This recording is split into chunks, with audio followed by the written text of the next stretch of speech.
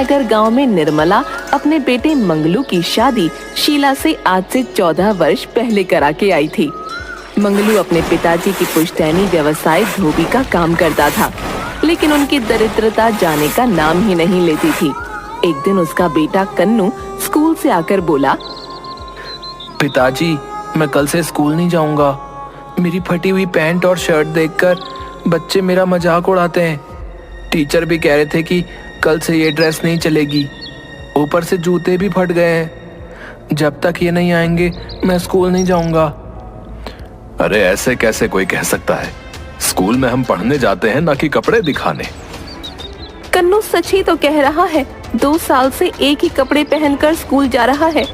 कई बार बोला कि सिर्फ कपड़े धोने से घर नहीं चलेगा, हमें कुछ और धंधा करना चाहिए। भाई, मैं तो इतना ही जानता हूँ कि जितनी लंबी चादर हो उतना ही पैर पसारना चाहिए। हमारे बाप दादा कपड़े धोने का काम करते आ रहे हैं, तो हम भी कर रहे हैं। और पढ़ लिख कर होगा क्या है? आखिर इसको भी तो कपड़ा ही धोना है। क्या कहा? मेरा बेटा कपड़ा धोएगा? देख लेना, मैं अपने बेटे को पढ़ा लिखा कर अफसर बनाऊंगी। मैं मेहनत करूंगी, मेहनत करके इसे इसके मुकाम तक पहुंचाऊंगी।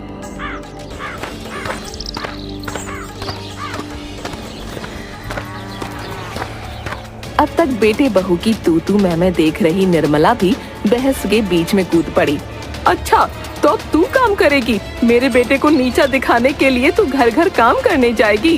कान खोलकर सुन ले, मेरे जीते जी ऐसा हरगिज नहीं हो सकता। कन्नू की पढ़ाई को लेकर शीला और मंगलू में बात इतनी बढ़ जाती है कि मंगलू शीला पर हाथ तक उठा देता है। बस यही देखना रह गया था।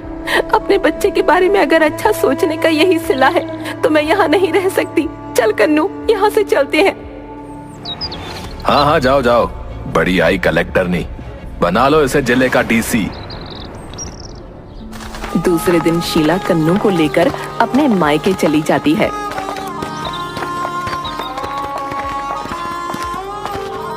लेकिन मायके में भी उसको सपोर्ट नहीं मिलता।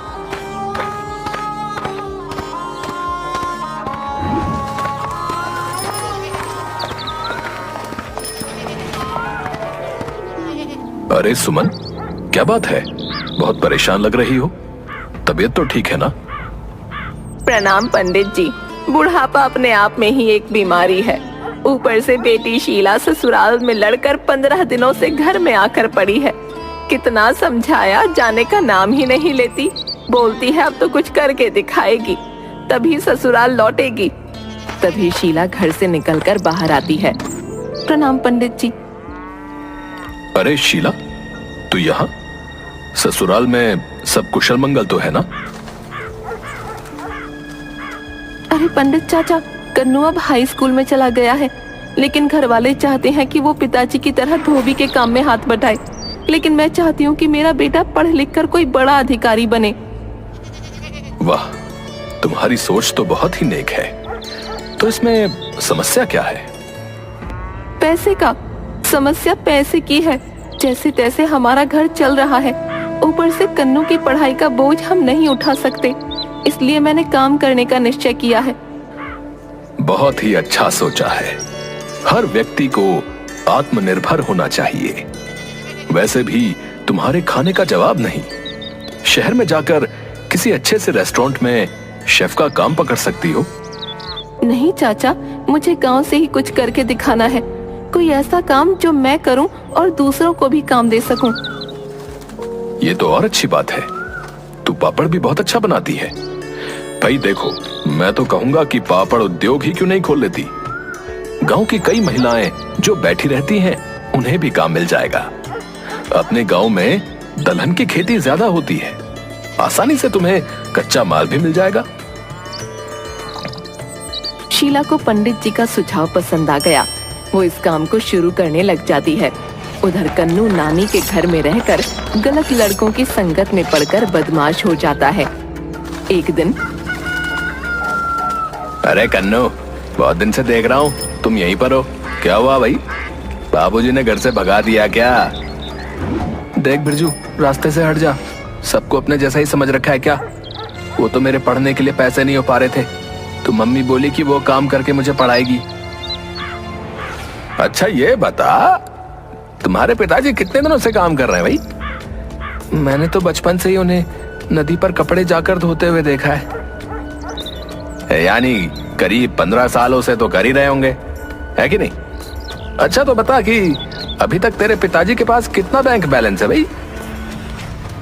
खाने और अच्छे कपड़े पहनने के लिए पैसे नहीं है, और बैंक बैलेंस की बात करके मेरा मजाक उड़ाते हो? नहीं नहीं, मैं मजाक नहीं उड़ा रहा यार, तुम्हें ये बताने की कोशिश कर रहा हूँ कि काम करने से कोई अमीर नहीं हो जाता। पैसों के लिए मेरे जैसा स्मार्ट वर्क करना जरूरी है। क्या तुम मेरे साथ काम करोगे? हाँ, लेकिन करना क्या होगा? अरे कुछ नहीं, बस थोड़ा सा झूठ बोलना और सतर्कता से प्लान पर काम करना है, फिर तो पैसा ही पैसा होगा तुम्हारे पास। ठीक है, मैं तैयार हूँ। ठीक है, तो फिर पहले तुम्हें घर से ही काम स्टार्ट करना होगा। तुम्हें 200 रुपए घर से चुरा कर लाने होंगे, समझे? कन्नू घर पर जाता है।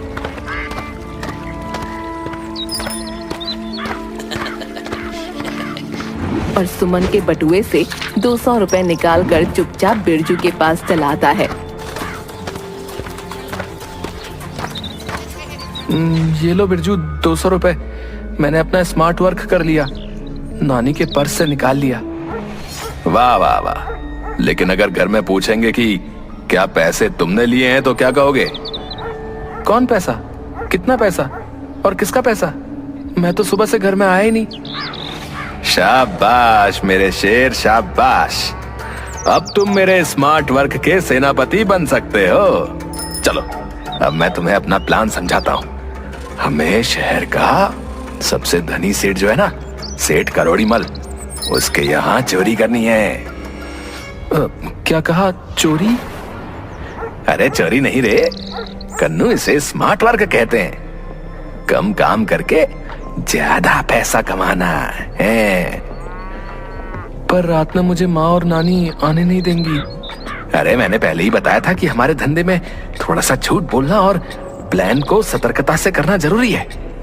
बोल देना कि दूसरे गांव में जागरण है? वहीं दोस्तों के साथ जा रहा हूं।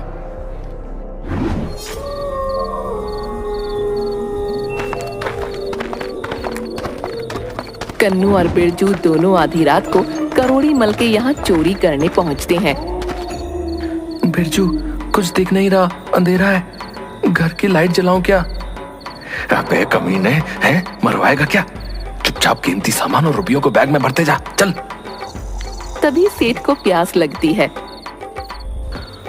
मंजूरी, ओ मंजूरी, अरे बहुत जोरों से प्यास लगी है, थोड़ा पानी पिला दे।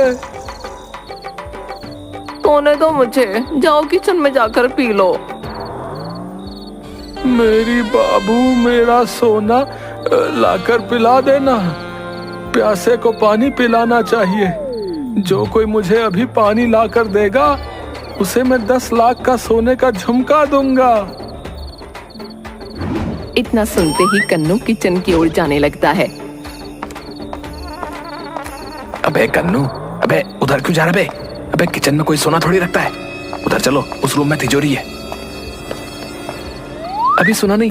सेठ जी बोल रहे हैं कि अभी जो उनको पानी पिलाएगा वो पानी पिलाने वाले को 10 लाख रुपए के सोने का झुमका देंगे। अबे मरवाएगा क्या है? वो सेठानी से पानी लाने को मना रहा है। बस चल इधर आ। तभी कन्नू फर्श पर रखे गिलास से टकरा जाता है और उसकी आवाज सुनकर मंजूरी वहां आ जाती है और दोनों को देखकर चोर चोर चिल्लाने लगती है। करोड़ी मल के नौकर आकर दोनों को पकड़ लेते हैं। इन नमक हरामों को पुलिस के हवाले कर दो। जब 2-2 लठ इनके पिछवाड़े में पड़ेंगे तो सारी चोरी चकारी भूल जाएंगे। करोड़ी मल उन दोनों को पुलिस के हवाले कर देता है। इधर शीला के यहाँ लोन के लिए बैंक वाले निरीक्षण में आए हुए थे। उसी समय पुलिस वाला आकर शीला को बताता है कि उसका बेटा कन्नू बिरजू चोर के साथ चोरी करते पकड़ा गया। इतना सुनते ही बैंक ऑफिसर वापस चला जाता है और लोन कैंसिल हो जाता है। शीला गांव के दबंग होशियार सिंह से सुमन के घर को गिरवी रखकर पैसे उधार लेती है। देखो शीला, एक बार फिर कह रहा हूँ, अगर मेरे पैसे सूद समेत 6 महीने में नहीं मिले तो मैं घर पर कब्जा कर लूंगा। फिर मत कहना कि बताया नहीं। बेटी एक बार फिर से सोच ले तो चुकता कर देगी ना पैसे।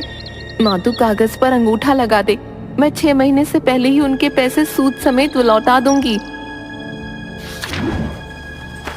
होशियार सिंह से पैसा लेकर शीला सबसे पहले अपने बेटे को जेल से रिहा करवाती है। माँ, मैं तुम्हें वचन देता हूँ कि कभी चोरी नहीं करूंगा। मैं पढ़ाई करूंगा और बड़ा ऑफिसर बनूंगा।